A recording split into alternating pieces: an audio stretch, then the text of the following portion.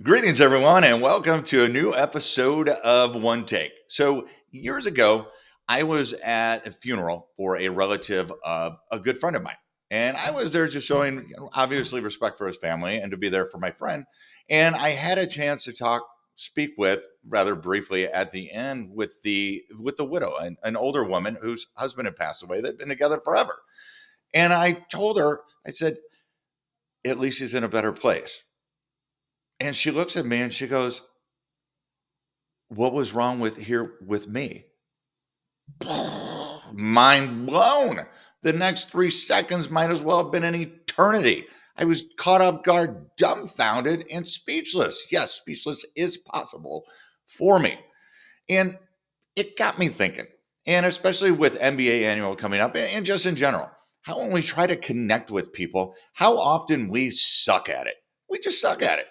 And most of the time, it's because we either don't know how to do it, we're lazy about it, or we make it all about us. Take, for example, somebody that reached out to me a while back on LinkedIn Messenger, and it was a random person I'm not connected to. And they had made a reference, they go, oh, something like, oh, I see you like Brene Brown too. And said something, whatever, after that. It was pointless. We didn't communicate. And then I thought about it for a second. I was like, how the hell would he know I like Brene Brown? And then I thought, I was like, oh, yeah, he's probably watched one of the videos and saw in the background that I had a Brene Brown book there. And I thought, well, it kind of annoyed me because it's really kind of a lazy attempt at connecting. And honestly, it made sure that I started shuffling up the books every couple of weeks. And it was a fail on his part. But he could have been so much better with that. Had he have referenced something like a message from there, or a lesson or a line from the Brene Brown book, and then brought in her name, something that only someone that had read one of her books would know, or even that book in particular. Because if you're going to call something out, be prepared to back it up with the real world, with something that actually makes a connection, not just, hey, I have eyes and I see you have a book back there. I'm going to mention it, and that's going to bond us together. No, it doesn't. Think about it this way. If you're out in a crowd at a bar or whatever and talk to somebody, you don't walk up to them and go, hey, do you like Star Wars? I like Star Wars. No, that'd be ridiculous. They'd look at you as weird as I sounded there. But instead, you would say, maybe drop a quote or a line from the movie at a random part, or reference a scene if it was appropriate for what was going on around then. That is how you make actual communication, is to think about the other person and not be so lazy about it. And if you're going to reference something personal, be ready to back it up with something that's actually tangible and personal. So at a business event, at a conference or something, rather than saying, "Oh, hey, how's the weather? Oh, yeah, you liking the conference so far?" Go, "Hey, what are you looking forward to most at the conference?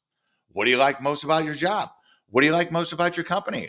What are you not looking forward to at the conference? Is there anything you're really interested in?" Something like that. You can use it with your kids and family as well. Pick up your kids rather than saying, "Hey, how was school?" Say, "Hey, what was your favorite thing about school today?" Or in the morning, what are you looking forward to most? The whole idea is to get past the regular pleasantries that we all try to do and we think it's successful, but it's not really, because it only takes us into account. It takes our conversational laziness into account. It takes the fact that we're trying to connect in our way and we're not thinking about them. We're not actually looking for a legitimate connection. But it's so easy. If you just think about maybe some of the regular things, just flip them upside down a little bit, or think back to the Star Wars reference.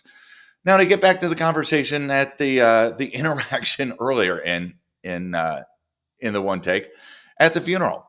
It was terrible what I did. I thought I was being consoling. I thought I was being nice. I thought it was one of those things that you say in a better place, heaven, and all this. But I was focusing on me. I wasn't focusing on what she needed. I wasn't focusing on maybe the best way that she needed to receive a message or anything. I could have said something as simple as, tell me something you loved about him. Tell me a favorite memory. You know, I'm sure you miss him. Tell me something about him. I didn't know him. And that would have opened up a world of response from her. And on top of it, it would have taken her mind off of that for maybe 20 seconds and think about good memories instead of how sad she was. And we can do that at conferences as well. Really didn't mean to make that a parlay from a funeral. But instead of just the basic conversations, instead of just the reactions and the sort of stepping through, think about it a little deeper and make those conversations meaningful, because those are going to lead to meaningful relationships and connections that are going to help you down the road. Think about it.